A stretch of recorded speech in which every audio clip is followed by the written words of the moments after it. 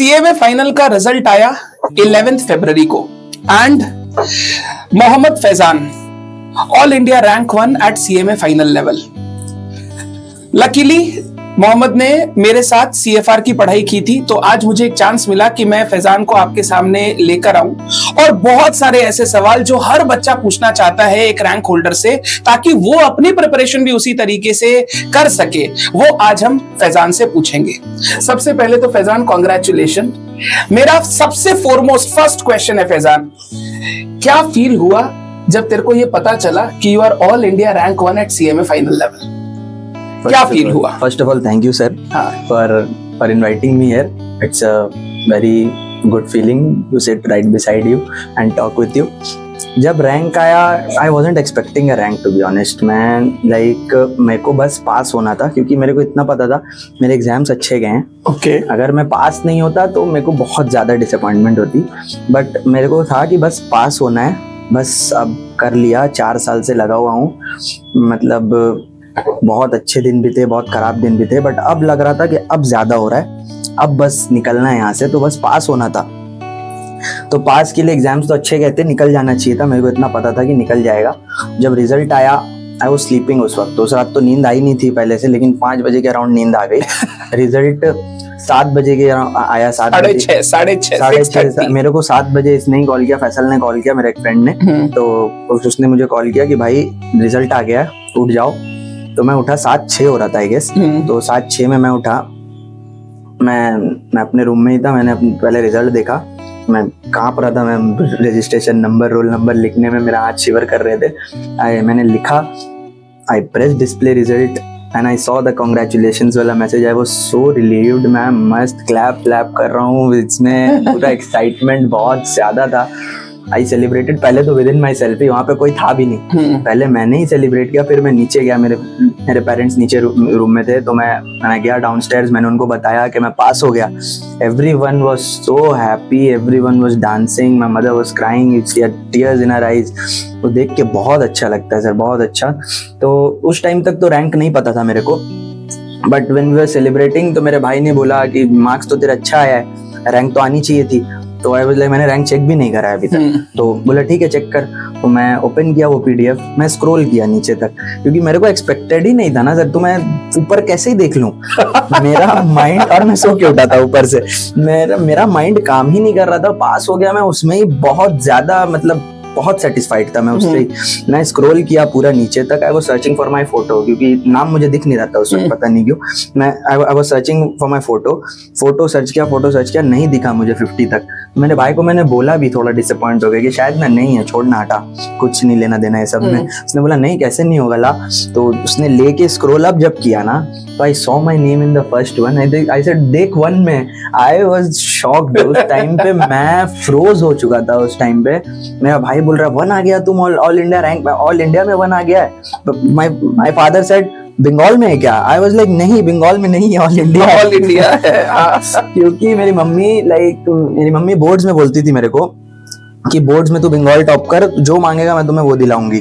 तो उस वक्त मेरे से नहीं हो पाया था, तो इस वजह से मेरे फादर का वो क्वेश्चन आया कि बंगाल में है क्या? आई वाज लाइक नहीं, बंगाल में नहीं है, ये ऑल इंडिया लेवल पे। He was very happy sir, वो बिलीव ही नहीं हुआ। अभी तक 2 दिन हो चुके हैं, कल रिजल्ट आया, परसों रिजल्ट आया, तो 2 दिन हो चुके हैं, मेरे को 2 दिन लगे हैं, मतलब पहचानने में कि हाँ मैं ही rank. I was in denial sir. जब ये इंटरव्यूज में दे रहा हूँ, तब मेरे को जाके ये थोड़ा सा अब रियलाइज होना चालू हुआ कि हाँ आई हैव डन इट, ये रियलिटी है। मेरे को लगा था कुछ बहुत लॉन्ग सा सपना देख रहा हूँ। अभी एक बार वो मोमेंट होता है ना कि आप सोते सोते बेड से गिर जाते हो, फिर नींद खुल जाती है, वही चीज होगा मेरे साथ। इसका तो बहुत इजी है, फैजल को बोल एक चाटा मारेगा, तेरे को पता चल जाएगा। इंसान बोलता इसको है जो मतलब थोड़ा सा रहम खा ले ना मारे, मार देगा, इस वजह से नहीं बोल सकता मैं इसको। इसलिए अब जाके थोड़ा सा यकीन हो रहा है कि हाँ it is a reality। तो तेरी स्टोरी से मैं 100% रिलेट कर पाता हूँ, क्योंकि इस 3 लेवल की जर्नी में शायद ये तेरा फर्स्ट रैंक और वो भी ऑल इंडिया रैंक 1 है। मैं भी सीए फाउंडेशन में कोई रैंक नहीं था, सीए इंटर में मेरा कोई रैंक नहीं था, सीएस एग्जीक्यूटिव में मेरा ऑल इंडिया रैंक 1 आया था, पहली बार आया था जब। तो मैं देखा रिजल्ट पास हो गया, वेरी हैप्पी, क्योंकि रैंक कभी पहले सोचा नहीं था।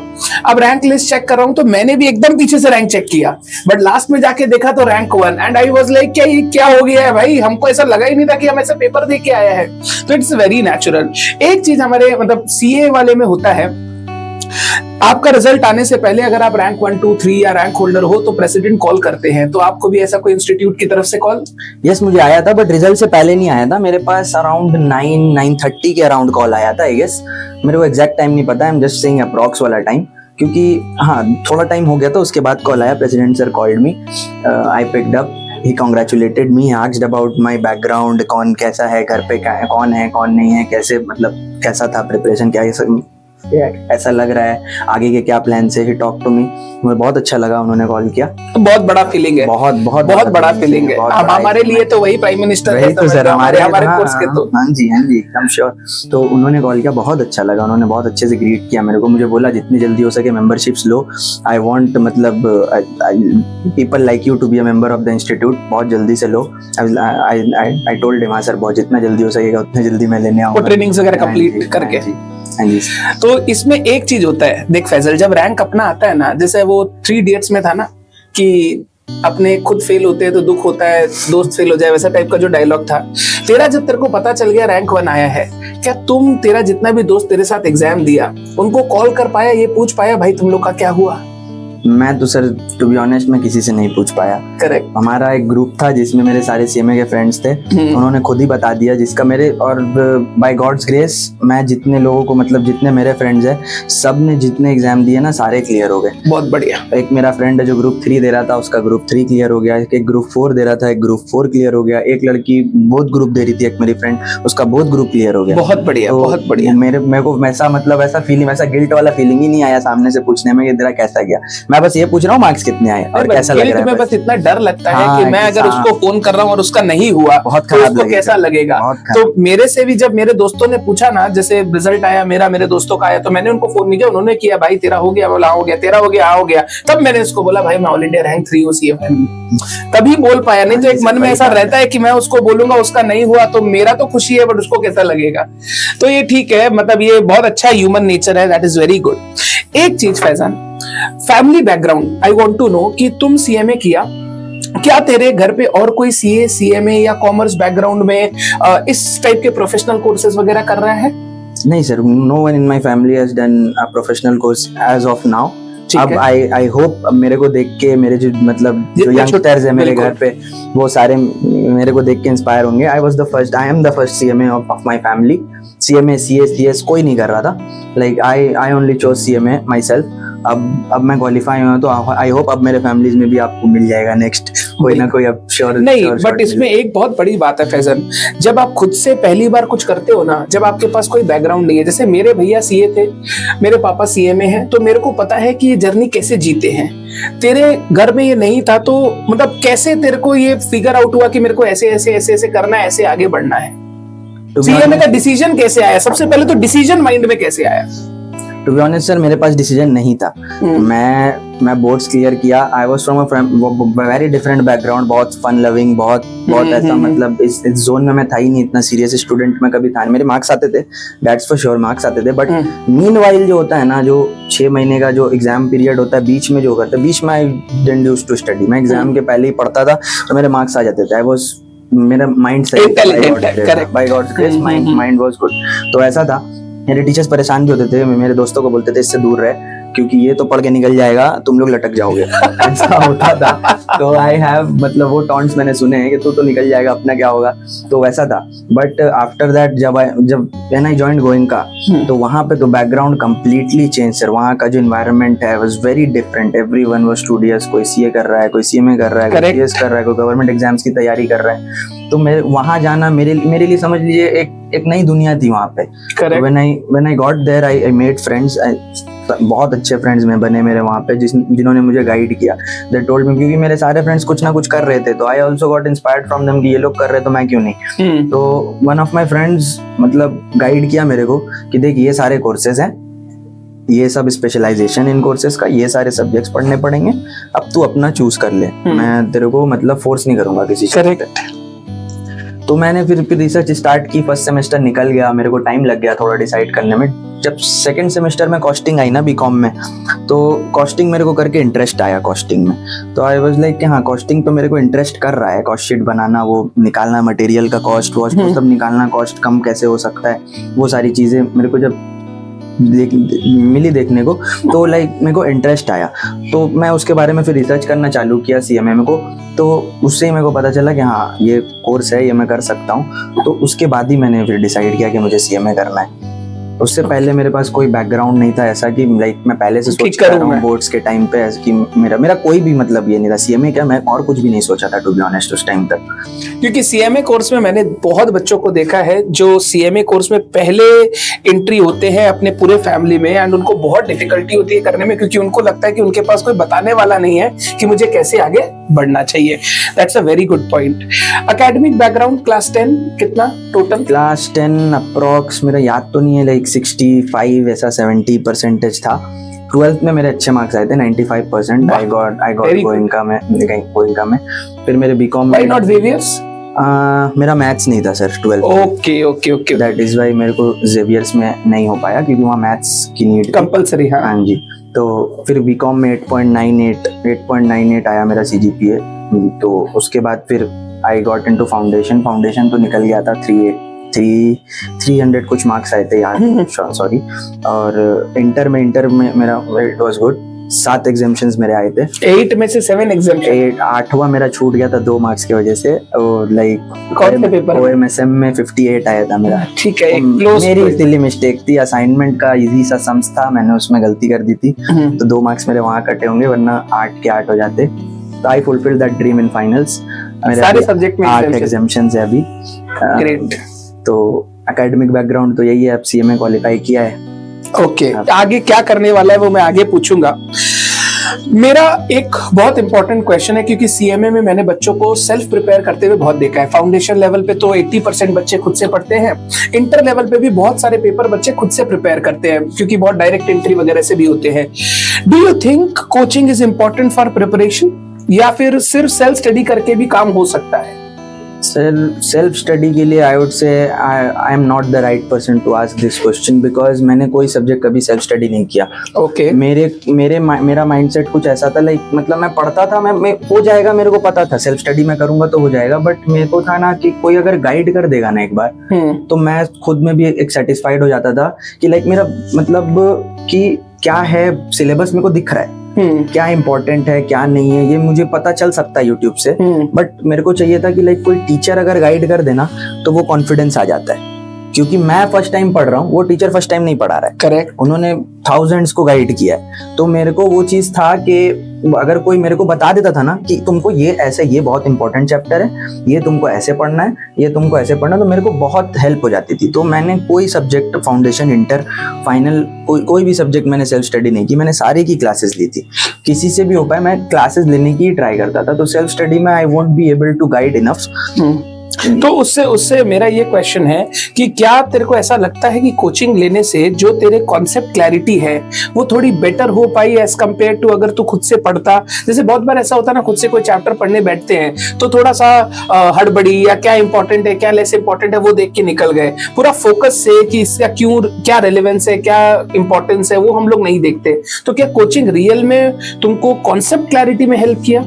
ऑब्वियसली सर, कोचिंग लेना, like you are taking coaching, जैसे मैंने बोला कि आप फर्स्ट टाइम पढ़ रहे हो, अगला इंसान बहुत बार पढ़ा चुका है, करेक्ट, तो वो इंसान आपसे बहुत ज्यादा वेल वर्स्ड होगा, बहुत अच्छे क्वालिफाइड टीचर्स हैं हमारे फील्ड में, तो लाइक आप उनसे पढ़ोगे तो आपको प्रैक्टिकल इनसाइट्स भी मिलेंगे जो आप पढ़ रहे हो उससे ज्यादा, तो जो आपको बाद में भी काम आएंगी। तो मेरे हिसाब से तो I preferred coaching over self study हमेशा ही। तो मेरे लिए तो बहुत इंपॉर्टेंट था कोचिंग, मतलब जो चीज मेरे को सामने से कभी समझ आ भी नहीं सकती थी, बट कोचिंग के साथ मेरे लिए वो केक वॉक हो गया। तो ये चीज मेरे लिए तो कोचिंग बहुत इंपॉर्टेंट था। तो मतलब सारे लेवल पे फाउंडेशन, इंटर, फाइनल कोचिंग लेके आपने अच्छे हाँ से जी। पढ़ाई की है। डन। अब कोचिंग हो गया, आपने फाउंडेशन क्लियर किया। फाउंडेशन में मुझे ज्यादा पूछने का नहीं है बिकॉज इंस्टीट्यूट ने अपना थोड़ा सा एग्जामिनेशन इजी बना रखा है फाउंडेशन लेवल पे। आई फील कि मैं जब कंपेयर करता हूं बच्चों को तो फाउंडेशन लेवल मेरे को ऐसा लगता है कि अगर बच्चा 11-12 फेयरली पढ़ रखा है तो फाउंडेशन खुद से कर सकता है। इंटर लेवल पे आपने शायद एक ग्रुप करके हाँ एग्जाम जी, दिया। हाँ जी। क्या आपको लगता है आप दोनों ग्रुप देते तो आप इंटर में रैंक ला पाते? अब तो मैं कुछ भी बोलूंगा सर, वो लगेगा कि हाँ, आप तो नहीं, आगे रैंक अप अब बोल एक रहे हैं। तरीका पढ़ने का समझ में आया कि अगर ये तरीका हम लोग यूज करते तो हम इंटर में भी शायद इतना बेटर कर सकते थे। क्या अब आपको ऐसा लगता है? इंटर में सर मेरे पास थोड़ा सा टाइम कंस्ट्रेंट भी था वुड से। मेरे को कॉलेज रेगुलर जाना पड़ता था क्योंकि Okay. मेरा गोइंका कॉलेज था, वहाँ पे attendance was mandatory. Okay 75% attendance देने पड़ते थे। लाइक दे नहीं भी पाते थे तो, लेकिन फिर भी 75 अगर नहीं दे पाओ तो फिर भी बहुत ज्यादा अटेंडेंस देना पड़ता है। करेक्ट, तो जाना उसके पड़ेगा साथ- आपको। उसके साथ मेरे को मतलब मेरे से नहीं मैनेज हो पाता क्योंकि वो फुल डे कॉलेज रहता है और ऑलमोस्ट 5 घंटे रोज के, बाकी मेरे को ट्रैवल भी करना पड़ता था। बिल्कुल। तो उसके वजह से 6-7 घंटे दिन के ऐसे ही वेस्ट हो जाते थे। तो उसके बाद मतलब मेरे पास टाइम भी नहीं बचता। तो आई वुड से कि मतलब उस टाइम पे मेरे पास स्ट्रेटेजी भी नहीं थी कि कैसे करना है, वो मैंने फिगर आउट फाइनल्स में ही किया है। आई डोंट थिंक मैं उस वक्त भी बोथ ग्रुप देता तो शायद रैंक आती या ऐसा कुछ क्वालिफाई भी मैं फर्स्ट अटेम्प्ट में कर पाता, क्योंकि मेरे पास टाइम कंस्ट्रेंट से उस वक्त। मेरे को सीएमए कोर्स में सब बढ़िया लगता है, सिलेबस बढ़िया है इनका, आप पेपर बहुत अच्छे कर रहे हैं। बट मेरे को ये जो 8 दिन 8 एग्जाम है ना, मेरे को खुद को as a teacher it is I find it very difficult कि बच्चा नॉर्मली क्या होता है ना, एक बच्चा लास्ट टाइम में जो पढ़ के जाता है ना वही अच्छे से पेपर में प्रेजेंट कर पाता है। एंड ये 8 दिन 8 एग्जाम में प्रेजेंटेशन करना बिकम्स मेरे हिसाब से वेरी डिफिकल्ट, क्योंकि रियल में हमारे पास टाइम नहीं है। मैं वो भी आपसे आगे पूछूंगा 8 दिन को कैसे मैनेज करना है। Let's go forward. Articleship, what do you think, practical training कितनी इंपॉर्टेंट है अपने प्रिपरेशन के लिए? बिकॉज इंटर क्लियर करने के बाद बहुत सारे बच्चों को मैंने देखा है कि इंटर्नशिप पे उतना ध्यान नहीं देते, ज्यादा फोकस उनका फाइनल क्लियरेंस और सीएमए बनने पर रहता है। What do you think, articleship कितनी इंपॉर्टेंट है और आपने आर्टिकलशिप कैसे की थी सीए फॉर्म, पीएसयू वगैरह में? थोड़ा सा उसका इंसाइट। मैंने आर्टिकलशिप सर एक सीए फर्म से की थी, यहीं पे डलहौसी में एस्प्लैनेड के पास एक सीए फर्म थी, मैंने वहां से आर्टिकलशिप की थी। आर्टिकलशिप रियली हेल्प सर, मतलब आप अगर कोई चीज पढ़ रहे हो घर पे, आप उसको अगर प्रैक्टिकली अप्लाई कर पा रहे हो ना, तो वो आपके माइंड में भी ज्यादा अच्छे से रिटेन होता है उससे। करेक्ट। और कोई चीज अगर आपने प्रैक्टिकली कर ली है और फिर अब जाके वो पढ़ रहे हो तो वो भी आप अच्छा रिटेन कर पाओगे, क्योंकि आपने वो खुद से पहले कर लिया। अगर आपने ऑफिस में कोई चीज सीखी और बाद में आपके सिलेबस में वो चीज आई कि आपको उसके बारे में पढ़ने का मौका मिल रहा है, आपने उस वक्त बस कर लिया था, तो वो चीज और ये चीज आप रिलेट जब कर पाओगे ना, तो वो बेटर रिटेन होगा, बेटर ग्रिप बनेगी, कॉन्सेप्ट क्लैरिटी आपकी बहुत बहुत ज्यादा अच्छी हो जाएगी। तो practical training is a must do. लोग ले लेते हैं डमी, आई वोंट रिकमेंड कि डमी लो, टाइम दो, 1 साल ज्यादा लगेगा, 1.5 साल ज्यादा लगेगा, बट यू वुड बिकम, आप खुद के काम में कॉन्फिडेंट हो जाओगे आप, और आपको स्टडीज में हेल्प भी मिलेगी। क्योंकि आप मतलब एक बार अगर इंसान वो कर लेता है ना, फिर पढ़ने के बाद जब वो सेम दिखता है ना, वो कॉन्फिडेंस बूस्ट करता है, क्या ये तो मेरे को आता है, एफर्ट्स बहुत कम हो जाते हैं। एफर्ट्स कम हो जाते हैं। एंड आई एम श्योर कि अगर आपने अच्छे से आर्टिकलशिप कर रखी है ना, आप देखना, आप जब आप आगे अपने करियर पाथ पे आगे जाओगे, चाहे आप जॉब करो या प्रैक्टिस कुछ भी करो, जो मैं आपसे पूछूंगा वो आपको बहुत हेल्प करेगा। आप देखेंगे आपको एक अलग एज मिलेगा ओवर अदर्स, जब आपके पास रैंक भी है और अच्छी प्रैक्टिकल एक्सपोजर भी है, तो वो बहुत हेल्प करेगा। एंड आई एम मतलब वेरी मच श्योर कि आप अच्छे से अच्छी जगह पर काम करोगे उसके कारण। अब आर्टिकलशिप हो गया, सीएमए फाइनल, ये आर्टिकलशिप के साथ प्रिपेयर करना। कॉलेज खत्म हो गई थी फाइनल तक? यस कॉलेज खत्म हो गया, इंटर एंड कॉलेज मेरा एक साथ खत्म हुआ। एक साथ खत्म हुआ। फिर इंटर के बाद you started your articleship, articleship के साथ सीएमए फाइनल प्रिपरेशन। थोड़ा सा इंटर के बाद क्या क्या टाइम पीरियड, कितना कितना गैप छोड़ के आपने पूरा प्रिपरेशन किया, एक थोड़ा इंसाइट चाहिए। ये मैं अपने लिए भी पूछ रहा हूं because I really want to know कि ये फाइनल लेवल जो थोड़ा सा डाइसी हो जाता है बिकॉज ऑफ आर्टिकलशिप, कैसे हम लोग प्रिपेयर अच्छे से कर सकते हैं। मैंने इंटर क्लियर किया, फिर 2 महीने के टर्म बाद कौन से टर्म में क्लियर किया? जून 23 में, आई गेस जून 23 में क्लियर किया, ठीक है। 23 में मैंने इंटर क्लियर किया। फिर 2-3 महीने बाद मेरी आर्टिकलशिप मैंने ज्वाइन कर ली 2 महीने के बाद। मतलब अगस्त में अपना रिजल्ट आया अगस्त में आया ना रिजल्ट, उसके बाद मैंने मेरा अगस्त में रिजल्ट आने के बाद अक्टूबर एंड हो गया था मेरे को, थोड़ा सा कुछ मेरे फैमिली में इश्यूज चल रहे थे तो उस वजह से मेरा थोड़ा सा डिले हुआ था। ठीक है। तो अक्टूबर एंड में मैंने ज्वाइन किया। ठीक है। मेरी आर्टिकलशिप चली ऑलमोस्ट 15 मंथ्स, जनवरी 2025 तक। अक्टूबर से 15 मंथ्स, ठीक है, ऐसा एकदम कुछ जनवरी 25 तक चली, जनवरी एकदम 25 तक आर्टिकलशिप चली। उसके बाद मैं प्लान कर रहा था ग्रुप 1 देने का, मतलब ग्रुप 3 देने का जून 25 में। करेक्ट। तो वो 5 महीने की वहाँ गैप था मेरे लिए, स्टडी लीव टाइप्स। और फिर मैं प्लान कर रहा था दिसंबर 25 में ये दूंगा, ग्रुप 4 दूंगा, ऐसा मेरा प्लान था। और मैं उस पर ही चल रहा था क्योंकि जनवरी तक जब मेरा आर्टिकलशिप खत्म हुआ तो मेरे क्लासेस ऑलमोस्ट सब हो चुके थे। एक क्लास कुछ बचा था, शायद डीटी का थोड़ा मोड़ा क्लास, 10-15 दिन का क्लास बचा था, बस वही बचा था। बाकी मेरे सारे क्लासेस हो गए थे और मैं रिवीजन बाकियों का स्टार्ट भी कर चुका था। ओके। तो वैसा उस टाइम पे मैंने फर्स्ट रिवीजन किया। फर्स्ट रिवीजन करते ही करते मुझे लाइक एक मेरे सीनियर ने मुझे मोटिवेट किया कि लाइक तुम मत दे एक ग्रुप, तुम बोथ ग्रुप दे। He used to tell me at office also कि why didn't you give both groups in inter, तुमको बिग 4 मिल जाता, तुम्हारी रैंक भी शायद आ सकती थी। यू डिडंट, मतलब अपने पोटेंशियल को तुमने सही इस्तेमाल नहीं किया। वेरी डिसहार्टेंड विद मी उस टाइम। करेक्ट। तो लाइक उस टाइम तो मैं कुछ नहीं कर पाया क्योंकि उस वक्त तो मुझे गाइड करने वाला भी लाइक मेरे पास कोई नहीं था। मेरे फ्रेंड्स ने मुझे इस कोर्स में भी एंट्री कराई, तो मेरे पास पहले से गाइड करने वाला कोई नहीं था। बट यही चीज मैंने सोची कि जब मेरे पास गाइडेंस नहीं थी तब मैंने ये गलती अगर कर भी ली, तो अब मेरे को अगर कोई गाइड कर रहा है तो why I am not using his advice. Correct. तो he told me that, motivate किया उन्होंने। उनका सीएमए निकल गया था, सीएमए दिसंबर 24 में वो बने। तो उन्होंने बताया मुझे कि लाइक तुम कैंपस प्लेसमेंट में बैठोगे, तुम्हारे सामने अगर किसी को प्रेफरेंस मिल रही होगी just because he is a ranker और he has given both groups at the same time, तुमको बहुत बुरा लगेगा। एंड बुरा इसलिए भी लगेगा क्योंकि तुमने खुद को चांस ही नहीं दिया। करेक्ट। इफ यू फेल और फिर आपको एक ग्रुप देना पड़ रहा है तो it's a different thing, it's a different ball game all together. But अभी आप मैं जान रहा हूँ कि आप कर लोगे, आपको भी कॉन्फिडेंस आ जाएगा आप अपने ऊपर। और आप नहीं देने के बाद भी आप मतलब एक बार भी ट्राई किए बिना अगर ऐसे बैठोगे ना, फिर आपको बहुत ज्यादा रिग्रेट होगा। तो ही मोटिवेटेड भी बहुत ज़्यादा।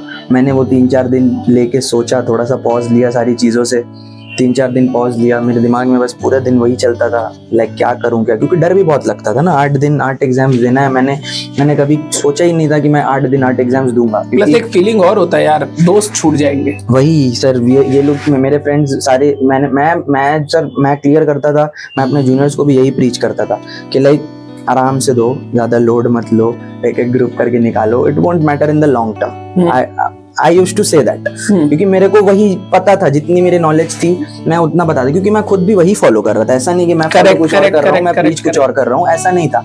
I was following the same, so I was preaching the same also.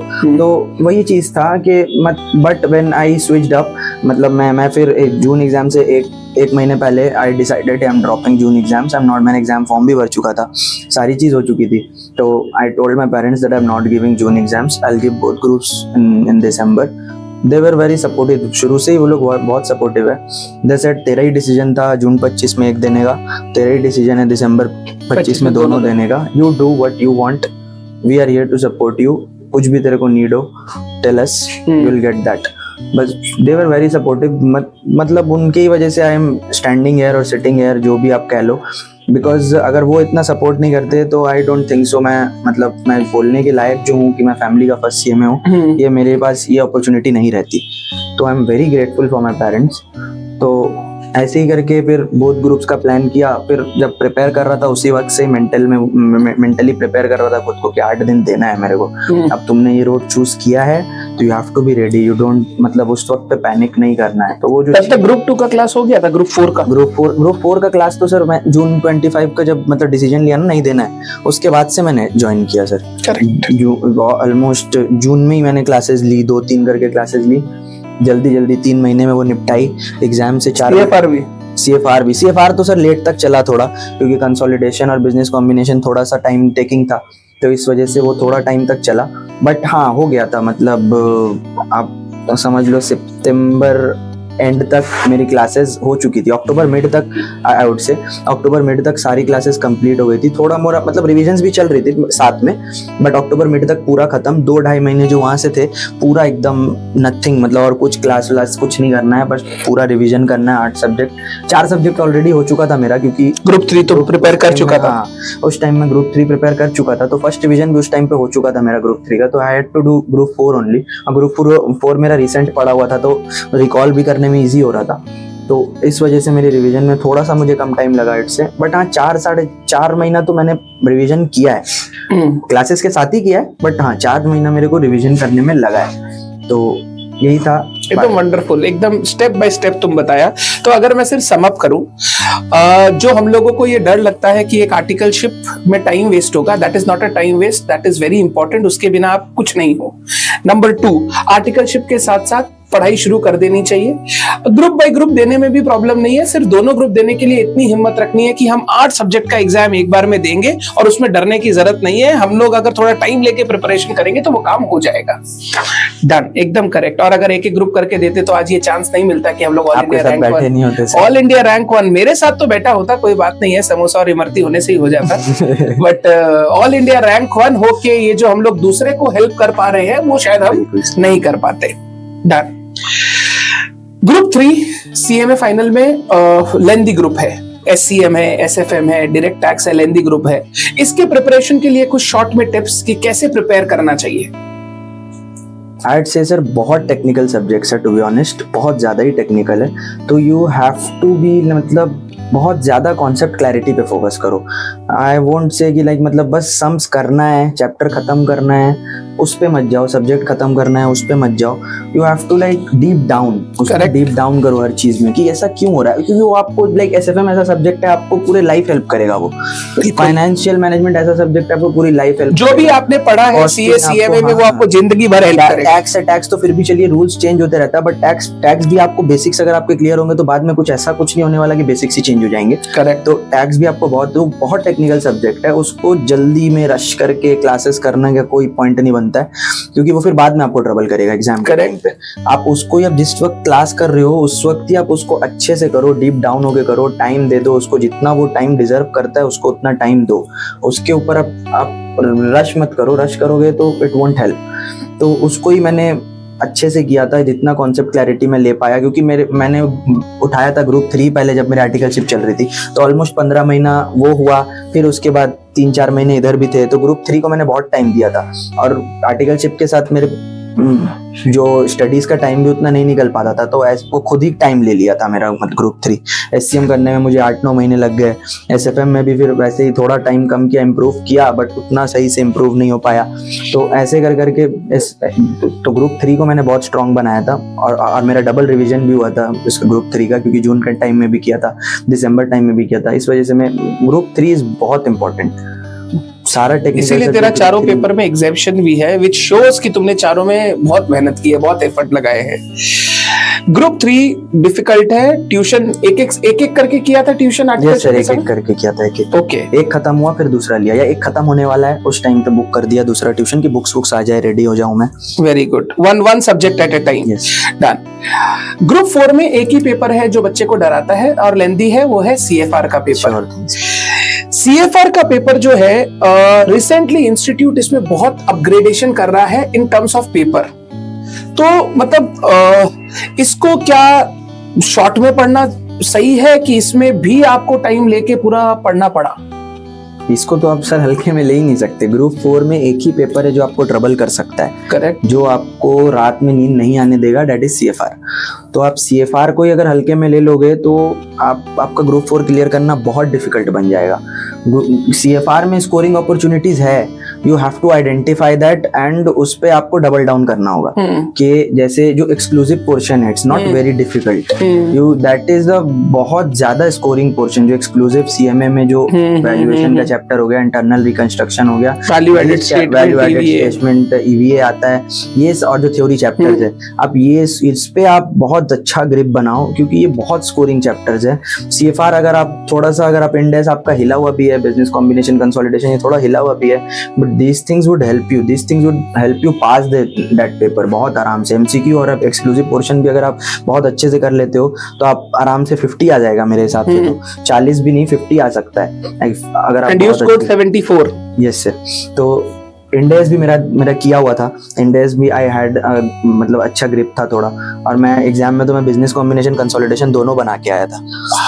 Consolidation मेरे को बहुत डिफिकल्ट लगा था। I don't know, like master समझता है ऐसा लगता है कंसोलिडेशन का इस बार पे। बहुत सारे डिविडेंड वाला एडजस्टमेंट नहीं था, बाकी सारी चीजें ऐसा लग रहा था कि सारी चीजें, और एक एडजस्टमेंट तो मुझे समझ में भी नहीं आ रहा था, बट मैं उसका थोड़ा सा बेसिक मतलब समझ लिया, डबल एंट्री को मैच करके ना मैं उसको भी एडजस्ट करके आया था। मेरा बैलेंस शीट टैली हो गया था। आई was so happy that day कि बिजनेस कॉम्बिनेशन एट से इजी था, business combination was easy, but consolidation was very difficult. जब मेरा बैलेंस शीट मैच हुआ, मतलब लास्ट के समझ लीजिए 40 सेकंड बाकी होंगे और मेरा बैलेंस शीट टैली हुआ है। I was feeling out of the world उस टाइम कि एग्जाम में मैच करके आया हूँ बैलेंस शीट, तो बहुत अच्छा लग रहा था। तो मैं उस टाइम पे थ्योरी पढ़ के नहीं गया था क्योंकि मेरे को टाइम नहीं मिला था थ्योरी पढ़ने का, तो I had to do business combination consolidation दोनों। I won't recommend to do both, क्योंकि मेरा हो गया, हो सकता है आपकी स्पीड, आपके एवरीवन से speed is different, may be आपसे ना हो, इस वजह से जो दो चॉइस है उसमें एक कर सकते हो, एक आपको छोड़ना चाहिए। एक करो हाँ, क्योंकि मेरे टाइम में आई वुड से पेपर मेरे मतलब थोड़ा अनएक्सपेक्टेड भी आ गया था मेरे हिसाब से। मे बी कोई जो प्रिपेयर करके गया होगा तो थोड़ा डिफरेंटली, तो उसके लिए डिफरेंट होगा। मेरे लिए वो पेपर थोड़ा सा अनएक्सपेक्टेड आया था आई वुड से। जो इंडेसेस मैं करके गया था अच्छे से, वो इंडेसेस उन्होंने नहीं पूछा था, इस वजह से भी मुझे वहाँ पे बिजनेस कॉम्बिनेशन और कंसोलिडेशन दोनों करने की जरूरत पड़ गई थी। तो इम्प्रोवाइज करके उस वक्त बस हो गया, बाय गॉड्स ग्रेस उस वक्त हो गया, तो आई एम सिटिंग हियर। बाकी लाइक आई वुड से थ्योरी पे फोकस करो, एक्सक्लूसिव पोर्शन पे फोकस करो ज्यादा, और एमसीक्यूज पे फोकस करो। अब मेरा एक बहुत इंपॉर्टेंट क्वेश्चन, दो क्वेश्चन बैक टू बैक बहुत इंपॉर्टेंट। सीएमए वाले बच्चे बहुत बार बोलते हैं हमें सीएमए एक्सक्लूसिव क्लासेस लेनी है। फाइनल लेवल पे आई फील बहुत कम ऐसे चांसेस मिलते हैं जहां पे आप सब्जेक्ट वाइज एक्सक्लूसिव खोज पाते हो। जैसे डीटी आईडीटी तो शायद आप लोगों को सीए के साथ ही मतलब वही कंटेंट पढ़ना है, सीएफआर में भी हमने वही कंटेंट पढ़ा। व्हाट डू यू फील, क्या करना चाहिए? एक्सक्लूसिव के लिए वेट करना चाहिए या सीए वाली क्लासेस के साथ करके भी अच्छी तरीके से मैनेज किया जा सकता है? हाँ, ये फॉर श्योर है कि जो सीएमए वाले पोर्शन है वो भी कवर्ड होंगे, सर लोग कवर्ड करवाएंगे। सीएमए का जो कॉम्बो क्लासेस होते हैं, आई वुड से जस्ट इतना देख लो कि आपके जो फुल चैप्टर्स जो आपके में नहीं है वो आप ना पढ़ो। बाकी जो चैप्टर्स कॉमन है उसके लिए एक्स्ट्रा नॉलेज अगर आप ले रहे हो उसमें कोई खराबी नहीं है, क्योंकि all these are sister concerns. इसके क्वेश्चन उसमें आते हैं, इसके क्वेश्चन उसमें जाते हैं, तो अगर आप एक्स्ट्रा क्वेश्चंस कर भी लोगे ना, तो मेरे टाइम में तो हुआ था, like I have seen a similar question forex वाला आई हैड डन। ऐसा था कि मैंने प्रैक्टिस में वो क्वेश्चन किया है, सिमिलर नंबर्स नहीं थे बट हाँ सिमिलर पैटर्न था उस क्वेश्चन का। बहुत लेंथी था वो question to be honest, but हाँ मैंने वो पैटर्न, मेरे को पता था कि ये इस क्वेश्चन को ऐसे करना है, ऐसे जाना है, क्योंकि मेरा वो देखा हुआ था। तो हो सकता है मैंने वो सीएमए वाला, अब वो क्वेश्चन का रेफरेंस तो मुझे नहीं पता है कि कहाँ से था, बट हो सकता है कि वो हो सीए मटेरियल का या कोई और मटेरियल का हो। तो लाइक सिस्टर कंसर्न्स है, क्वेश्चंस इधर से उधर होते हैं, देयर इज नो मतलब उसमें खराबी नहीं है कि आप अगर जो कॉमन क्लासेस है वो ले रहे हो। जस्ट इतना इंश्योर करो कि आपका सिलेबस पूरा कवर हो रहा हो, और इतना भी इंश्योर करो कि जो आपके सिलेबस में नहीं है वो मतलब कंप्लीटली नहीं है, उसको आप अवॉइड करो पढ़ना। ठीक है, करेक्ट, समझ गया। मतलब अगर कोई इंडेस है ही नहीं तो उसको टच ही मत करो, वो जो नहीं है उसको करके कोई फायदा नहीं है। बट तो भी मैं बताऊं, सीएमए इंस्टीट्यूट कभी-कभी उनसे भी क्वेश्चन देता है। इस बार आया ना एम्प्लॉय बेनिफिट का एक क्वेश्चन आता है, वो बहुत फेवरेट है उनका एमसीक्यू में, जबकि एम्प्लॉय बेनिफिट अपने फाइनल में नहीं है बट दे गिव। इन्वेंटरीज से एमसीक्यू आया सर, इस बार इन्वेंटरीज है ही नहीं। तो दो क्वेश्चन शुरुआत के एमसीक्यू, दोनों एमसीक्यू आउट ऑफ सिलेबस थे। इन्वेंटरीज से था, एक और किसी से था, मुझे याद नहीं आ रहा, बट इन्वेंटरीज वाला आई रिमेंबर। बट तो भी your basic knowledge will always help you to crack question when you don't think ये क्वेश्चन देखा हुआ है, बट बेसिक नॉलेज हेल्प करती है। दूसरा क्वेश्चन बहुत इंपॉर्टेंट है, एबीसी एनालिसिस। क्या हमें सिर्फ एबीसी एनालिसिस करके पढ़नी चाहिए, एबीसी एनालिसिस, या फिर एबीसी एनालिसिस को पार्ट बना के पढ़ाई पूरी करनी चाहिए? एबीसी एनालिसिस हेल्प्स, ठीक है, देयर इज नो डाउट कि वो हेल्प नहीं करता है, वो जस्ट आपको आपके स्टडीज को स्ट्रक्चर करने में हेल्प करेगा कि आपको कौन से चैप्टर्स पहले करने आपको सारे हैं, कौन से चैप्टर्स पहले करने हैं वो आप आप अपने हिसाब से डिसाइड कर सकते हो एबीसी एनालिसिस करके कि हाँ इस पे मेरे को ज़्यादा फोकस करना है, ये हर एग्जाम में आ रहा है या ये 2 एग्जाम से नहीं पूछा है, अब आने का चांस है, तो इस हिसाब से आप वो अपने आप स्ट्रक्चर कर सकते हो अपने स्टडीज़ को। बट एबीसी एनालिसिस के ऊपर पूरा डिपेंड होके जाना इज अ सुसाइड। एग्जाम में आप जाके अगर एबीसी एनालिसिस सिर्फ करके जा रहे हो और एग्जाम का पेपर आप फिर समझ लीजिए आप इंस्टीट्यूट के भरोसे जा रहे हो। करेक्ट। कि इंस्टीट्यूट अगर अपना पैटर्न फॉलो किया तो आप पास हो गए, नहीं किया तो यू आर गॉन। करेक्ट। तो आप इंस्टीट्यूट के भरोसे क्यों जा रहे हो? आपको प्रिपेयर खुद करना है, आप अपने भरोसे जाओ। आपके पास तो टाइम है, आपके पास टीचर्स है, आपके पास कोचिंग्स है, आपके पास पूरा सिलेबस है, आप पूरा पढ़ो। इंस्टीट्यूट ने पूरा सिलेबस दिया है तो किसी रीजन से दिया है उसको, वो अभी नहीं पूछा है, बाद में पूछेगा, उसके नेक्स्ट टर्म पूछेगा, हो सकता है आपके ही टर्म में पूछ ले जो चीज नहीं पूछी है। तो आप वो चीज आप एक्सपेक्ट करके नहीं जा सकते कि नहीं आएंगी, क्योंकि हमारे टर्म में ही देख लो इम्पेयरमेंट से उतना क्वेश्चन नहीं आया जो कि हमेशा आता है, लीजेस से नहीं आया, बट उन्होंने क्या पूछा, फॉरेक्स पूछ लिया इस बार, फॉरेक्स पूछ लिया, फिर ऑपरेटिंग सेगमेंट से बहुत इजी सा क्वेश्चन आ गया। अब ऑपरेटिंग सेगमेंट तो नॉर्मली आता नहीं है, आप अगर नहीं करके जाओगे एमसीक्यूज के लिए सोच के जाओगे कि 2 मार्क्स का आता है, इस बार तो आ गया, अच्छा क्वेश्चन आ गया, तो लाइक आपका फायदा भी हो सकता है, लॉस तो हो गई होगा, फायदा भी छूट सकता है। ये चीज है, जो इजी क्वेश्चंस आ जाएंगे और अगर आप नहीं करके गए तो आप नहीं कर पाओगे। ऐसे हमारे टर्म में ऑपरेटिंग सेगमेंट इज अ बहुत अच्छा एग्जांपल ऑफ दैट। मतलब एबीसी एनालिसिस करो, बट सिर्फ एबीसी एनालिसिस के भरोसे मत जाओ, पढ़ाई तो पूरा करना पड़ेगा। ये आप लोग सुन लीजिए और आप लोग भी यूज कीजिएगा। Done, very good. Daily routine, number of hours कितना पढ़ता था? आर्टिकलशिप के साथ तो शायद 1 क्लास तुम बोला किया था, मतलब 3 घंटे, 2.5-3 घंटे। आर्टिकलशिप के बाद? आर्टिकलशिप के बाद सर मेरा रूटीन लाइक ऐसा कुछ बहुत स्ट्रक्चर्ड नहीं था। I was neither a night owl not a morning bird. मैं दिन के बीच में पढ़ता था, इसलिए मैंने आपकी लाइव क्लासेस भी कभी ज्वाइन नहीं की। एक दिन भी मैंने लाइव क्लास नहीं ज्वाइन, क्योंकि आप मॉर्निंग में पढ़ाते थे और इवनिंग वाला शायद मैंने 1-2 दिन ज्वाइन किया था, बट मॉर्निंग वाला तो मैं ज्वाइन नहीं कर पाया क्योंकि मेरे से उठना नहीं होता था सर, और रात में भी मैं नहीं पढ़ पाता था। तो लाइक 9, 9:30 में उठा, फ्रेशन अप होके जितना जल्दी हो पाया मतलब पढ़ने बैठना है, ऐसा था। करेक्ट। और मेरे को क्या था, मेरे को उतना ब्रेक्स नहीं चाहिए होते थे बीच में। I can study on a long stretch, एक बार में मैं थोड़ा लंबा निकाल सकता हूँ। करेक्ट। इस वजह से मेरे को वो चीज प्रॉब्लम भी नहीं करी कभी। मेरे को अपना शेड्यूल, मेरे को नींद भी मिल जाती थी, मेरे को थोड़ा स्क्रोलिंग का टाइम भी मिल जाता था, सारी चीजें मैं अपने हिसाब से मैं करता था।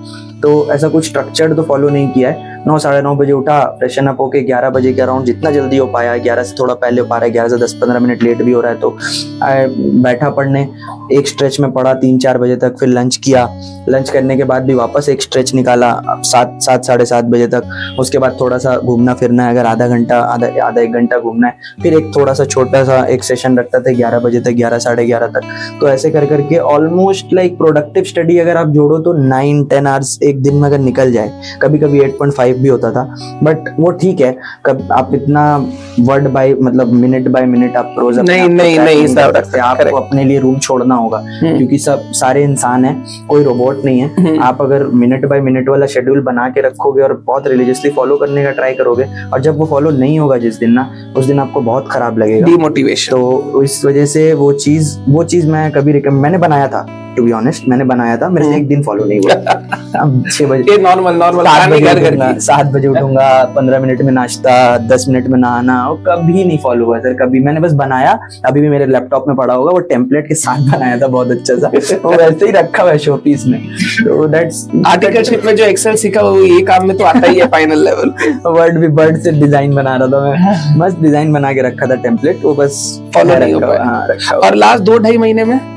लास्ट 2-2.5 महीने में तो सर बस शेड्यूल अप्रॉक्स उतना ही था, बट स्टडी आवर्स थोड़ा सा ज्यादा, जो ब्रेक्स में थोड़ा इधर उधर ज्यादा मतलब इधर उधर जाते थे, वो चीज नहीं। मैं रूम में ही बैठा रहता था, टू बी ऑनेस्ट, मैं बाहर नहीं जाता था। मेरे को जो भी करना है, जो मेरे को अपना कुछ अगर समझ लीजिए फन एक्टिविटी भी करना है, गेम खेलनी है या फिर स्क्रॉल भी करना है, तेरा वो सेफ स्पेस था। To sit at my room and open my books, book open करके करो। I used to do that because मैं जब स्क्रॉल कर रहा हूँ, 10 मिनट का मैंने ब्रेक लिया है, मैं स्क्रॉल कर रहा हूँ, जैसे 12 मिनट हुआ, 15 मिनट हुआ, I see my books, they are open and I am scrolling, मेरे को रिग्रेट होता था।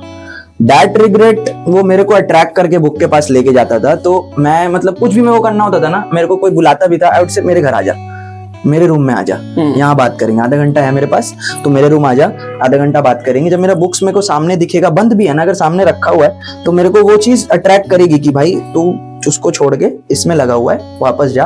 तो मेरे को वो चीज बहुत हेल्प करती थी कि मेरे को जो करना होता था मैं अपने रूम में करता था। कभी बाहर जाना हुआ तो ऐसा नहीं है, मैं अपने आप को मतलब कभी बांध के नहीं रखा। हाँ, लिमिट नहीं किया कभी। करेक्ट।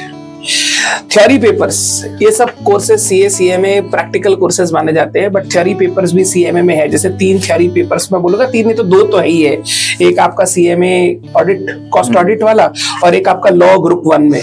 और आईडीटी भी बहुत कंपेयर टू डीटी बहुत थ्योरी है। तो how to strategize these theory subjects? Theory subject sir, मेरा भी थ्योरी वीक पॉइंट था। मेरा भी थ्योरी कोई बहुत अच्छा नहीं था।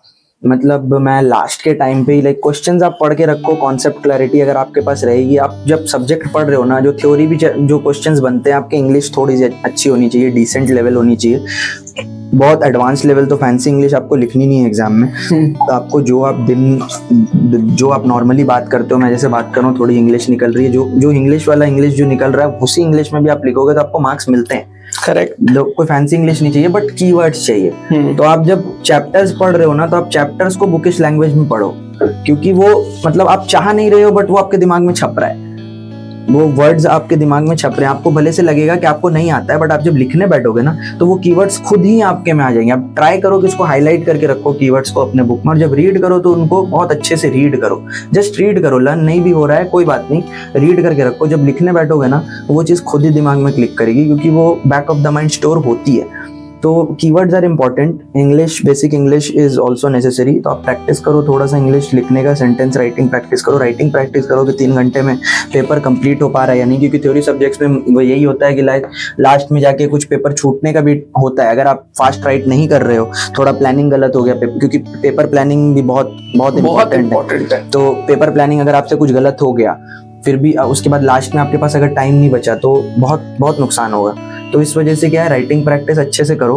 राइटिंग प्रैक्टिस जितना कर पा रहे हो, जितना टाइम अलाउ कर रहा है कर लो, यही है मैं बोलूंगा। बाकी तो मेरा भी थ्योरी उतना स्ट्रांग नहीं था, तो मैं ज्यादा अच्छे से गाइड नहीं कर पाऊंगा। क्लास के साथ साथ लर्न करने की हड़बड़ी नहीं है, नहीं समझते चलो और बार बार रीड करते चलो। बार बार रीड कर, जैसे लॉ का मैं बताना चाहूंगा। लॉ का मेरा इंटरेस्टिंग था। जैसे इंटर में मेरे को लॉ बहुत वीक, बहुत ज्यादा वीक, लाइक मेरे को बुक खोलने में डर लगता था, क्योंकि मेरे को पता है मेरे को कुछ नहीं आता है लॉ में, तो मेरे को बुक खोलने में डर लगता था। मैं लास्ट 1 महीने में ही लॉ पढ़ा हूँ इंटर का, तो वैसे था। तो मेरे को अब फाइनल्स में ये चीज रियलाइजेशन थी कि इंटर मेरा कैसा गया है। लॉ में आई वॉज गॉन। तो मैं इस बार स्ट्रेटेजी ये बनाया कि 3 months बिफोर एग्जाम्स मैं रोज लॉ रीड करूंगा। आई प्रॉमिस्ड माई सेल्फ कि कुछ भी हो जाए, if I study other subjects और नॉट, मैं पूरा दिन ब्रेक ले रहा हूँ, मेरा पूरा दिन का ब्रेक है, संडे है या कहीं मेरे को जाना है, पूरा दिन का ब्रेक है, but still I would try to do law उस दिन पे। अब जिस दिन मेरे को मन कर रहा है लॉ पढ़ने का तो 2 घंटे करूंगा, जिस दिन नहीं कर रहा है 1 घंटे करूंगा या आधे घंटे करूंगा, but I will read law every day of the week for 3 months straight. I did that, और मेरे को लॉ में एग्जामिशन आया। तो यही था मेरा लॉ स्ट्रॉन्ग पॉइंट नहीं था। I used to just read, मतलब मन नहीं करता, शॉर्ट बट रेगुलर कंसिस्टेंटली उसको पढ़ो। उसको जितना पढ़ोगे वो back of the mind store होगा, लिखने में भी वही कीवर्ड्स निकलेंगे जो आपने पढ़े हैं। तो यही चीज मेरे को हेल्प करी। तो लॉ में आई से ये स्ट्रेटेजी आप मतलब ट्राई करो। कोई भी थ्योरी सब्जेक्ट में ये स्ट्रेटेजी फॉलो करो, रेगुलर पढ़ो, थोड़ा पढ़ो, लर्न करने पर मत जाओ, रीडिंग पे फोकस करो और थोड़ा राइटिंग। मॉक टेस्ट का क्या ख्याल है? मॉक टेस्ट दिया था? मॉक टेस्ट दिया था सर, मॉक टेस्ट दिया था एग्जाम से पहले जितना हो पाया। लाइक मतलब एसएफएम का तो मैंने ली थी टेस्ट सीरीज एक, बाकी आपने जो टेस्ट लिए सीएफआर के वो मैंने मॉक टेस्ट दिए थे। बाकी क्लास के बीच में भी जब आप टेस्ट लेते थे तो मैं तो बाद में आया, मैंने जब बैचेस ज्वाइन बीच से किया था, बीच से डाउनलोडेबल, उससे पहले एक टेस्ट शायद हो चुका था, मैंने वो टेस्ट भी दिया था। तो हाँ, mock test is very important. Mock test आप दे लेते हो तो लाइक खुद में ही कॉन्फिडेंस हो जाता है। आप किसी और के लिए नहीं देते हो, आप खुद के लिए देते हो कि खुद को ही कॉन्फिडेंस, आपको पता चल जाता है आप कहाँ स्टैंड कर रहे हो, कहाँ आपका वीकनेस है, कहाँ पे आपको लिखने में प्रॉब्लम हुआ मॉक टेस्ट में ही, कौन सा क्वेश्चन आपको बहुत परेशान किया, किसकी लैंग्वेज आपको परेशान की, किसकी फॉर्मेटिंग आपको परेशान कर रही है, वो सारी चीज़ें समझ में आ जाती है और आप बेटर प्लान कर पाते हो एग्जाम डे के लिए। तो ऐड से mock test are very important और मैंने दिए थे जितना हो पाया। मेरे पास टाइम कंस्ट्रेंट तो थोड़ा था लास्ट में जाके, मतलब वो पूरा प्रॉपर 3 घंटे बैठ के आई थोड़ा सा फॉर्मेट कट किया तो लाइक वो 3 घंटे 2 घंटे पे आ जाते थे। बट हाँ, करता तो पूरा था, पूरा पेपर जैसा 100 मार्क्स का अटेम्प्ट आपको करना है, क्योंकि वो क्या है ना, आप वो जो ऑप्शंस आपको छोड़ने हैं ना वो प्लान आप बेटर कर पाते हो एग्जाम जो, क्योंकि फॉर्मेट तो लाइक मोर और लेस फिक्स्ड होता है आई वुड से। कभी आप ऐसा मत सोच के जाना कि जो सोचा है वही आएगा, बट हाँ मोर और लेस आप थोड़ा सा एक्सपेक्टेशंस रख सकते हो कि हाँ ये चैप्टर्स ऐसे आएगा। 7-7 मार्क्स के, 100 का 100 नहीं आया तो 100 में 70 तो आ जाता है, आ जाएगा। हाँ जी, हाँ जी, 30 मार्क्स ये लाइक आपको छोड़ के चलना होगा। That's a better way to say. हाँ ये चीज है। तो आप वो जब मॉक टेस्ट देते हो ना, तो आप प्लान कर पाते हो कि तो क्या छोड़ना है। Correct correct, good. अब सबसे इंपॉर्टेंट क्वेश्चन जो मेरे को भी बहुत हॉन्ट करता है, 8 दिन 8 एग्जाम, इसको कैसे प्लान किया? कैसे तुम एग्जाम के बाद जब घर आता था तो नेक्स्ट पेपर के लिए प्रिपेयर करता था? एंड क्या कोई समरी बनाई हुई थी, कोई लिस्ट बनाई हुई थी जो पोर्शंस देखने हैं, या पूरा पूरा सब्जेक्ट तुमने देखा उस बहुत छोटे से टाइम में? वो 8 दिन तो सर लाइक बहुत अभी भी नाइटमेयर्स देते हैं मेरे को, टू बी ऑनेस्ट।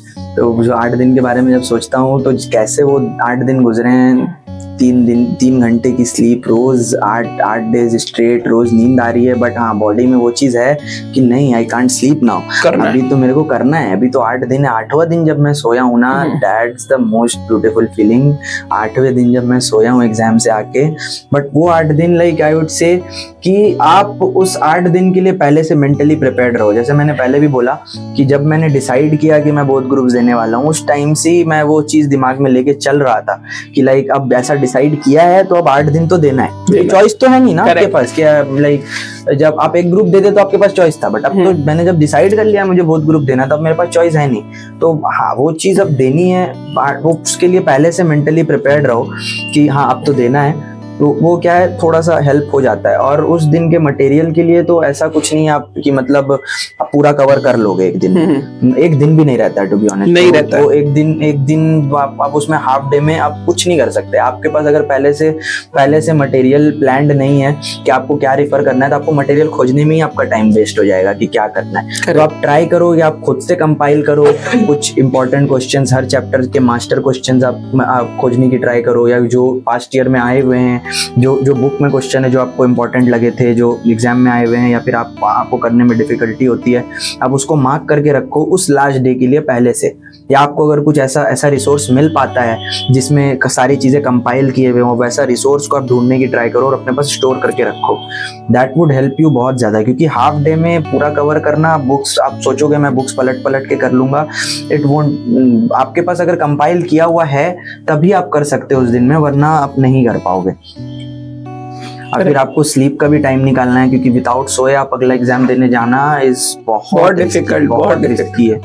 डिफिकल्ट भी है सर, रिस्की भी है, क्योंकि इफ एग्जाम में जाके आपका दिमाग नहीं चले तो उससे आपको एक इंश्योरेंस है, स्लीप उस रिस्क का इंश्योरेंस है। तो आपको इंश्योरेंस तो लेके जानी है। तो स्लीप आई वुड रिकमेंड कि कम से कम 3-4 घंटे तो सो के ही जाओ। मतलब कभी ऐसा मत सोचो कि ऑल नाइटर मार दूंगा, चाहे जितना डिफिकल्ट सब्जेक्ट हो, जितना अंडर प्रिपेयर्ड हो, स्लीप को कॉम्प्रोमाइज मत करो, स्लीप लेके जाओ। It would help you in the exam hall. 70 to 80% बच्चे दोनों ग्रुप सिर्फ इसलिए नहीं देते और ग्रुप बाय ग्रुप अपीयर करते हैं। अगर तुम इंस्टीट्यूट का प्रेस रिलीज देखा होगा तो the number of students appearing for a single group is much higher than appearing for group. The main reason is 8 days 8 exam, because वो लास्ट दिन में रिवाइज करके पूरा नहीं जाना और वो अंडर कॉन्फिडेंट फील होने के कारण एग्जाम खराब हो जाना, ये सब बच्चों की प्रॉब्लम है। तो मतलब हाँ, ये तो बहुत सही है कि आपके पास पहले से अगर नहीं रहेगा क्या पढ़ना है क्या नहीं पढ़ना है, लास्ट डे पर क्या इंपॉर्टेंट है क्या नहीं है, क्या हमको देखना है, आप नहीं कर पाओगे उस 8 दिन में। Correct, very correct, done. ये सारी तो बातें हो गई। अब मैं एग्जाम तक पहुंच गया, रिजल्ट का भी तुमने बता दिया, फीलिंग कैसा है। एक लास्ट क्वेश्चन है, आगे तुम लाइफ में क्या करना चाहता है, बट बिफोर दैट मैं तेरे साथ ना एक रैपिड फायर खेलना चाहता हूँ, ठीक है? Rapid fire in the sense ये ऐसा होगा कि कुछ में ऑप्शंस रहेंगे, कुछ में ऑप्शन नहीं रहेंगे, बट तेरे मन में जो इम्प्रॉम्प्टू आंसर आता है वही सच आंसर होता है, वो तेरे को देने का है, ठीक है? चलो, पहला, CMA course easy moderate tough? I would से मॉडरेट था, अब और ऊपर जा रहा है तो टफ कैटेगरी में आप डाल सकते हो कुछ दिन में शायद से। आई वुड से अभी मॉडरेट टफ के बीच में, और लेकिन बढ़ रहा है डिफिकल्टी बढ़ रहा है। ओके, आर्टिकलशिप सीए फर्म में करें या पीएसयू में करें? लाइक मैंने तो सीए फर्म से करी थी, तो आई कांट से कि पीएसयू में ना करो या ना करो। मैंने ट्राई किया था पीएसयू में, मेरा नहीं हुआ था, तो कुछ रीजंस की वजह से आई मिस्ड आउट। तो अगर आपको PSU मिल रही है तो it would add in the CV। But अगर आपको लाइक मैंने मेरे फ्रेंड्स जितने मतलब मैंने जितना सुना है PSU के बारे में, दे लाइक मतलब सिखाने को मतलब सीखोगे आप, but it could be less than a CA firm. तो CA फर्म में आपको वाइड वैरायटीज ऑफ वर्क आप सीखोगे। तो CA फर्म मैंने किया था। तो बट PSU अगर आपको मिल रहा तो आप जरूर ज्वाइन करो, it would add up to your CV। Okay, एक ऐसी प्रिपरेशन हैबिट जो तेरे को लगता है दूसरे बच्चे मिस कर जाते हैं बट तुमने नहीं किया, जिसके कारण you got all India rank 1? I would say sir, मैंने जो भी करो लाइक, लेकिन रोज करो। Be consistent, be disciplined, have self control. Self control is the most important feature होता है, कैरेक्टरिस्टिक होता है एक इंसान का। लाइक इस कोर्स में तो बहुत इंपॉर्टेंट है self control. Like you bifurcate your time for activities. Scrolling का भी टाइम रखो, पढ़ने का भी टाइम रखो, घूमने का भी टाइम रखो, सारी चीजें रखो, बट जिस टाइम पे जो चीज निर्धारित है उस टाइम पे ही करो, उस टाइम को पास मत करो। सेल्फ कंट्रोल लाओ। Very good. 3 डिस्ट्रैक्शन जो आप मानते हो बच्चे उस डिस्ट्रैक्शन में है but you avoided. Distractions I would से, मेरे पे भी बहुत डिस्ट्रैक्शंस थी, मैंने अवॉइड तो ठीक से नहीं कर पाया, बट आई तो भी कम किया। मतलब क्या ऐसे डिस्ट्रैक्शन थे जो तुमको लगता है कि तुम बहुत अच्छे से मैनेज किए? गेम्स होते हैं, जैसे गेम्स बहुत ज्यादा अवॉइड किया मैंने। जैसे BGMI मैंने अनइंस्टॉल कर दिया था 6 महीने 7 महीने पहले एग्जाम के। I used to play football, तो वो मतलब 10 मिनट का एक गेम होता था। तो लाइक जो ब्रेक्स में ना मेरे को वो चीज टाइम मैनेजमेंट में भी हेल्प करती थी कि 10 मिनट का ब्रेक है, एक गेम हो सकता है, 20 मिनट का ब्रेक है, 2 गेम हो सकता है। तो आई यूज्ड टू मतलब एनर्जाइज माई सेल्फ उससे। ठीक है। सोशल मीडिया जितना मैं बोलूंगा अवॉइड करो, लेकिन मतलब मेरे से भी नहीं हुई थी, बट ट्राई जितना करोगे उतना बेहतर है। मैंने कंप्लीटली कट ऑफ तो 20 दिन पहले 15 दिन पहले ही कर पाया था सर, क्योंकि मेरे से भी नहीं हुआ था। नहीं तो भी एक मैनेज करना और एक बंद करने में फर्क है। मैनेज भी कर लो तो बहुत काम हो जाता है। मैनेज तो आपको करना ही होगा। मैनेज किए बिना तो आप पहुंच ही नहीं सकोगे इतने दूर ना। तो मैनेजमेंट तो मतलब उस चीज का तो कोई क्वेश्चन ही नहीं है, वो आपको करना ही होगा। जितना स्क्रीन टाइम कम कर सकते हो इंस्टाग्राम का, और जो भी और कोई अगर सोशल मीडिया ऐप है, यूट्यूब इज फाइन। यूट्यूब तो आप मतलब एजुकेशनल कंटेंट के लिए भी लोग इस्तेमाल करते हैं, बट बाकी सारी चीजें आप जितना अवॉइड कर सको उतना बढ़िया है। ओके, घूमने फिरने जाना लाइक एनर्जाइज करने के लिए, खुद को रिफ्रेश करने के लिए हफ्ते में 1 बार, हफ्ते में 2 बार आप जा सकते हो। शॉर्ट वॉक्स या कुछ भी, कहीं किसी फ्रेंड से मिलना है या कुछ, दैट इज ऑल्सो इम्पोर्टेंट अर्ट से। बिकॉज आप दिन भर अकेले रूम में बैठ के पढ़ रहे हो, डिमोटिवेट इंसान होता है, ब्लैकआउट इंसान होता है। तो फ्रेंड्स आर ऑल्सो नेसेसरी कि आप जाओ, उनसे मिलो। उनसे मिलने से लाइक आपका ही माइंड मतलब फ्रेशन अप होगा, थोड़े गुड वाइब्स आएंगे। अगले दिन बैठोगे तो और पढ़ने का मन करेगा। करेक्ट। जब तुम पढ़ते पढ़ते बर्नआउट हो जाता था, क्या करता था? मैं तो सो जाता था सर। सो जाता था? कितना देर? मतलब नहीं हो रहा है पढ़ाई, डोंट बी हार्श। मैं हार्श नहीं रहता था अपने आप पे कि हाँ आज नहीं हुआ है, तो ऐसा नहीं था कि आज नहीं हुआ तो कल भी नहीं होगा। आई वॉज कॉन्फिडेंट कि अभी नहीं हो रहा है, कुछ रीजन होगा, पता नहीं, माई माइंड इज टायर्ड और maybe I am doing something wrong, यहाँ पे सिली मिस्टेक हो रहा है।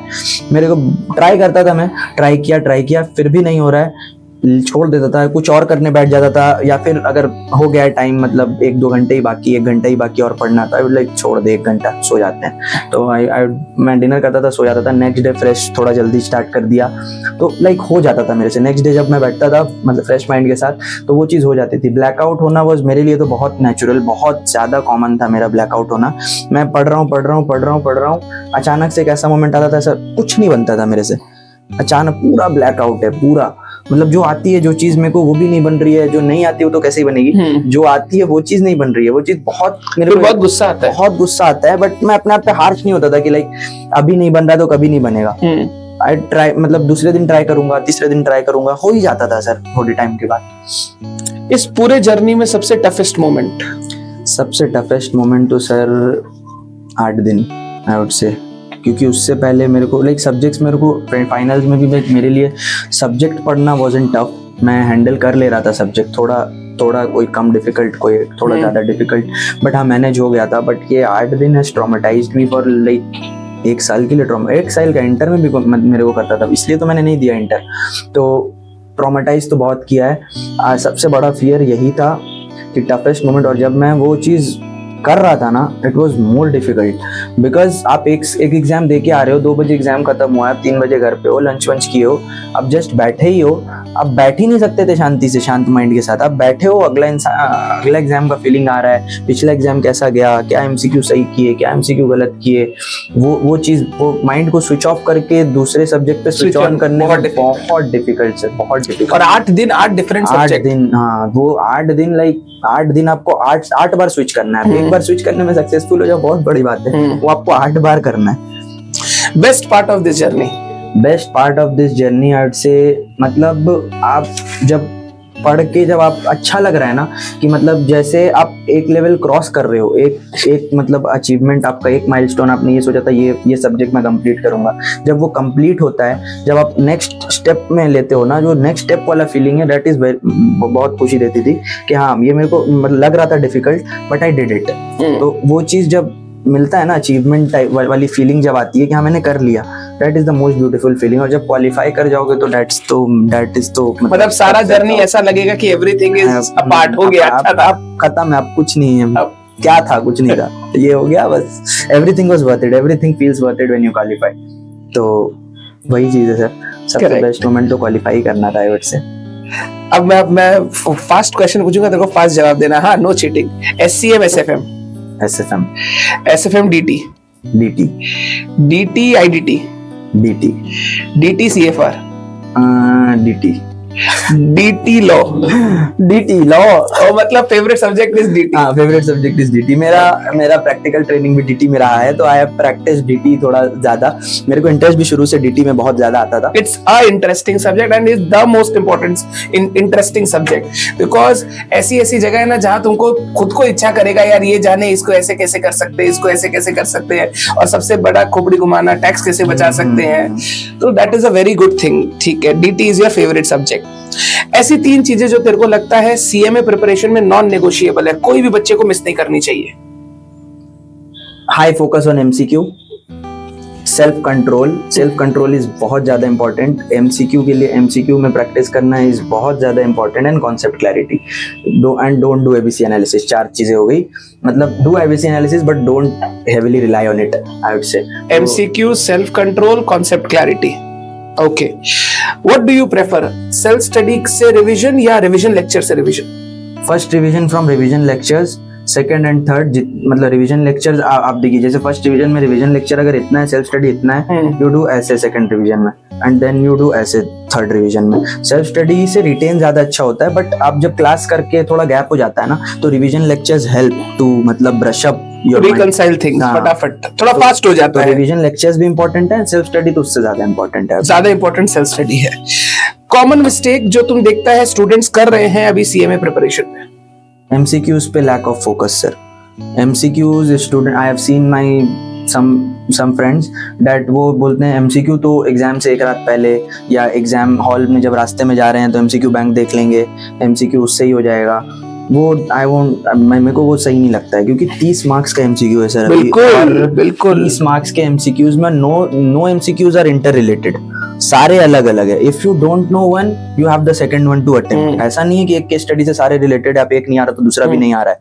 तो बहुत चांसेस, आप आराम से उससे ही, मतलब एमसीक्यू अगर आपका अच्छा चला गया, I have said multiple times कि एमसीक्यू अगर आपका अच्छा चला गया तो फेल होना is more difficult than pass होना। करेक्ट, और एग्जामिनेशन भी मेरे को लगता है, हाँ वही, अगर आप पढ़ के गए हो, एमसीक्यूज आपके अच्छे चले गए, तो आप एग्जामिनेशन से, आप कैसे एग्जामिनेशन नहीं आएगा सर? एग्जामिनेशन आना इज लाइक बहुत, मैंने एमसीक्यूज पे बहुत ज्यादा फोकस किया था टू बी ऑनेस्ट, तो उस वजह से कॉन्सेप्ट क्लैरिटी आप जब रखोगे ना तो एमसीक्यूज आपसे खुद से ही बनेंगे। एमसीक्यूज के लिए अलग से मैं नहीं बोल रहा हूँ कि रोज आप एमसीक्यूज लेके बैठो या कुछ उसमें करो, आप जो पढ़ रहे हो ना उसको ही बहुत अच्छे से पढ़ो, दिल से पढ़ो, तो जब आप एमसीक्यूज लेके बैठोगे भी ना, वो आपसे खुद से बनेगा और आपको कॉन्फिडेंस आएगा एमसीक्यू के लिए।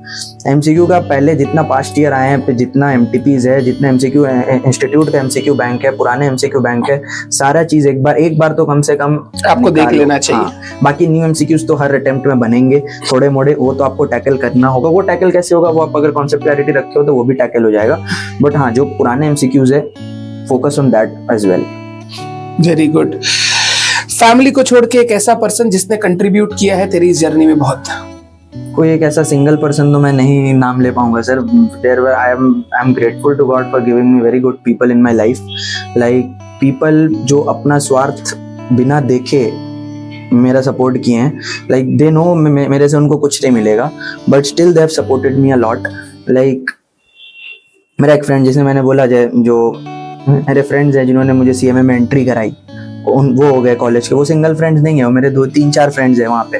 तो वो फ्रेंड्स हो गए. फिर मेरा ऑफिस कलीग जो मैंने आपको बोला, he is like a friend to me. तो उन्होंने मुझे गाइड किया कि लाइक तुम मत दे ग्रुप. मैंने तो उनको बोला ही है कि you can flex in your office कि लाइक दिसंबर 25 का ऑल इंडिया रैंक 1 मैंने क्रिएट किया है, and I will vouch for it. I am saying it here. I will, वो बोलेंगे जाके, I will vouch for it कि हाँ ही क्रिएटेड दिस रैंक. तो उनका क्या स्वार्थ था सर? कोई स्वार्थ नहीं था. He just wanted me to like be better, utilise my potential. बाकी एग्जाम्स के टाइम में माय फ्रेंड्स लाइक जो ग्रुप 3 ग्रुप 4 दे रहे थे, मैं ग्रुप 3 का एग्जाम देके निकलता था, ग्रुप 4 वाले को कॉल करता था. ग्रुप 4 का एग्जाम देके निकलता हूँ, ग्रुप 3 वाले को कॉल कर रहा हूँ कि भाई क्या पढ़ा है अभी तक, कैसे पढ़ना है, क्या करना है. तो वो लोग मुझे रिसोर्सेज देते थे. तो I have been very blessed to have people, good people around me शुरू से ही. तो उस चीज़ में तो मैं अनलकी नहीं हूँ. मैं रहूँगा नहीं उस चीज़ को लेके. I have been blessed by God's grace. बहुत अच्छे लोग हैं. तो फैजल को तो एक बार बोल दे, हर दिन जब तू पढ़ाई नहीं करना चाहता तेरे साथ घूमने तो यही जाता था. सर ये घूमने नहीं आता था, मेरे घर से दूर रहता है. बट जो ग्रुप 3 वाला फ्रेंड था वो यही था. ये ग्रुप 3 दे रहा था, तो मैं ग्रुप 4 का एग्जाम देके निकलता था. यूज्ड टू कॉल रास्ते में ही. मैं स्कूटी से चलाता था ना, मैं एक कान में पॉड्स लगाता था, मैं इसको ही कॉल करता था, भाई क्या क्या पढ़ लिया, मेरे को भेज दे रिसोर्सेज, मेरे को जाके कल आज पढ़ना है. तो ये भेज देता था क्योंकि एक दिन आगे रहता था ना मेरे से. बिल्कुल करेक्ट. एक दिन आगे रहता था. ये बहुत अच्छा बात बोला.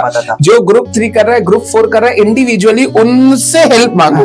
जो सारा कर रहा है वो तो बेचारा तेरी तरह ही पजल्ड है, बट जो सिर्फ ग्रुप 3 कर रहा है, ग्रुप 4 कर रहा है, उसको क्लैरिटी ज्यादा, वो एक दिन ऑलरेडी पढ़ चुका है, तो उससे तेरे को. I was lucky to have both in my attempt only. Group 3 भी था मेरे पास, ग्रुप 4 भी था. तो बहुत ज्यादा है. ये बहुत अच्छा स्ट्रेटेजी. ये बहुत अच्छी बात है, बहुत अच्छी बात है. अगर तुम इस जर्नी में पीछे वापस जाए, एक चीज जो तुम चेंज करना चाहेगा पूरी जर्नी में? I'll try to give both groups in inter. बोलने में मेरे को लाइक डर बहुत लग रहा है कि 8 दिन वाला फियर फिर से लेना पड़ेगा. मतलब बट इमेजिनरी है तो बोल देते हैं क्या ही है. तो हाँ, I would try to change that and try to score a rank in inter also. Good. One final message to motivate students. One final message. Before I ask you your career path in future, what do you want to do in life? एक ऐसा message जो तुम चाहता है कि तुम सारे CMA students को दे, so that they understand कि वो तेरे पाथ पे चले या तेरे बताए हुए बातों पे अगर थोड़ा सा अमल करे तो वो भी बेटर कर सकते हैं. I would say sir, final message कि like qualifying these exams there are not, मतलब कोई fixed path नहीं है. मंजिल सेम है सबकी, I agree.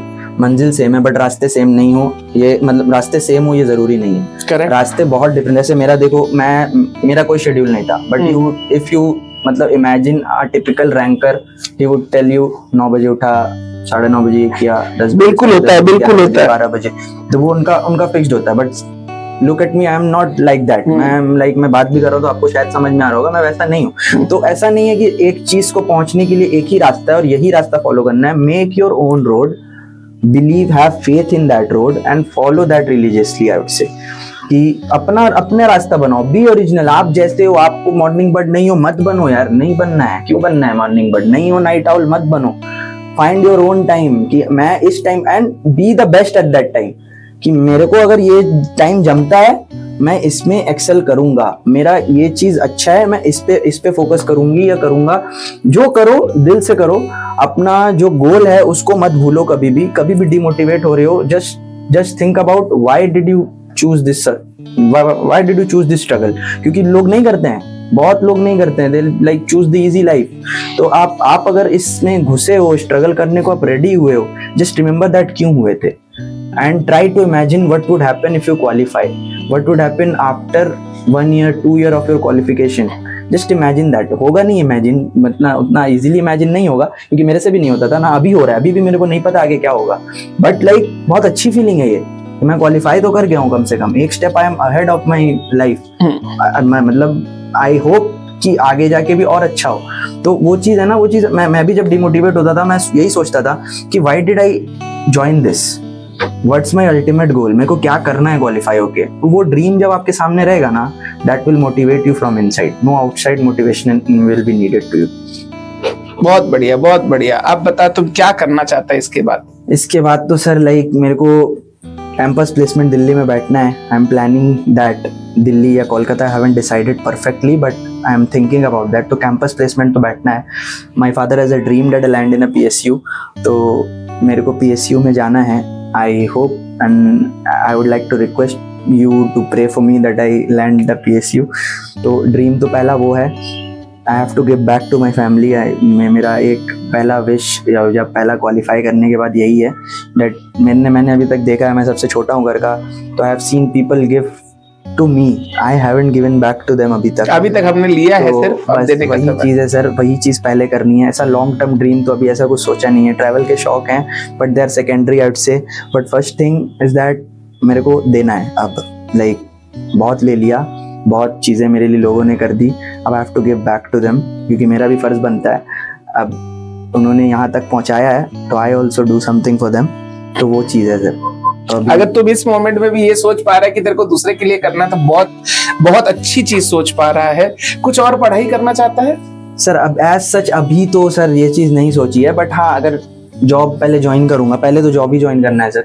जॉब ज्वाइन करूंगा, उसके बाद ही अगर कुछ फिगर आउट कर पाया कि अगर टाइम बच रहा है, मैं अपना मैनेज कर पा रहा हूँ शेड्यूल, इफ अगर उस टाइम पे कुछ तो भी एक ऐसा कुछ कोर्स जो अच्छी- तेरे दिमाग में हो? कुछ ऐसा सर CFA में इंटरेस्ट है, क्योंकि फाइनेंस में इंटरेस्ट है, बट आई हैवंट मतलब explored that option yet. But हाँ माइंड में है, बैक ऑफ द माइंड एक चीज़ है कि अगर कभी मौका मिला और टाइम परमिट किया तो I would love to do that. बढ़िया। ये इंटरव्यू जितना आप लोगों के लिए हेल्पफुल है उतना मेरे लिए भी हेल्पफुल था फैजान।